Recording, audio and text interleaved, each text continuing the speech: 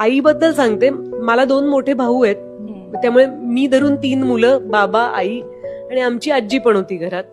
तर माझ्या आईचं एक एक्सप्रेशन मला नेहमी आठवतं की आम्ही जेवणाच्या टेबलावर असलो की आईचं काहीतरी, तिला काहीतरी सांगायचं असायचं, पण आम्ही सगळेच इतके एक्सप्रेसिव्ह आहोत आणि त्यात मी बऱ्यापैकी आग्रहाने सांगतेच मला काय सांगायचं असतं ते. तर कधी कधी वाढत्या वयात असं अनेकदा झालेलं आहे की आईला काहीतरी म्हणायचंय, पण हे मी ना आज आमचा प्रयोग इतका छान झाला याच्याबद्दल मी बोलणार.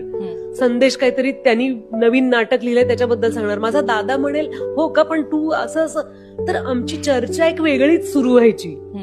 बाबा तसे शांतच आहेत स्वभावानी, पण मला आत्ता ते एक्सप्रेशन आठवतं की माझ्या आईला सांगतानाचा जो उत्साह होता, तो उत्साह मावळू न देता ती गप्प झालीये.